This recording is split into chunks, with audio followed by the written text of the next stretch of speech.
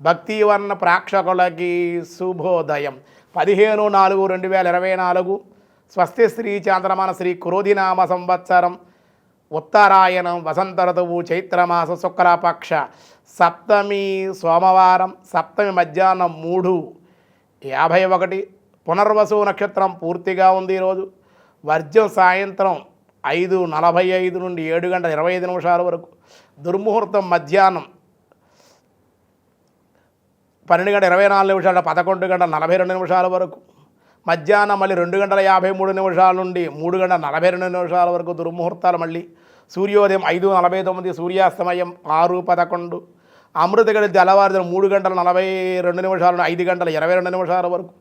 రాహుకాలం ఈరోజు ఉదయం 7:30 9 వరకు రాహుకాలం. శుభ సమయం ఉదయం 6 గంటల నుండి 7:20 వరకు శుభ సమయం. మధ్యాహ్నం 3 గంటల నుండి 4:45 వరకు శుభ సమయం.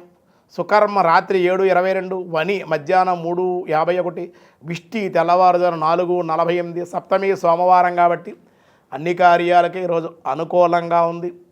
దినారంభ చక్రాన్ని బట్టి మేష వృషభ మిథున కర్కాటక రాశి వారికి మిశ్రమంగా ఉంది. సింహ కన్యతులు వృశ్చిక రాశి వారికి చాలా అనుకూలంగా ఉంది. ధనస్సు మకర కుంభ మీనరాశుల వారికి కూడా సానుకూలంగానే ఉంది. కృష్ణ పరమాత్మ 18వ అధ్యాయంలో భగవద్గీతలో ఏం చెబుతున్నారో చూద్దాం. పార్థాయ ప్రతిబోధితాం భగవతాం నారాయణేన స్వయం వ్యాసేనాగ్రదిత పురాణ మునినా మధ్యే మహాభారతం అద్వైతామృతవర్షిణీం భగవతీం అష్టాదశాధ్యాయిని అంబా త్వామనుసందదామి భగవద్గీతే భావద్వేషిణి అసక్త బుద్ధి సర్వత్ర జితాత్మా నిగదస్పృహ నైష్కర్మ్య సిద్ధి పరమం సన్యాసేనాధిగచ్చతి.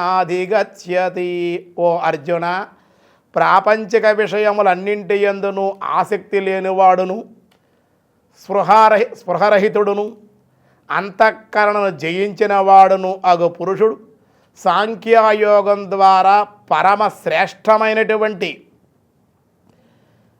నైష్కర్మ సిద్ధిని పొందినవాడు. అటువంటి వాడు నైష్కర్మ సిద్ధిని పొందుతాడయ్యా. చాలా విశేషమని చెప్పడం జరిగింది. మిగతా విషయాలు రేపు చూద్దాం. ఈరోజు స్వస్తి.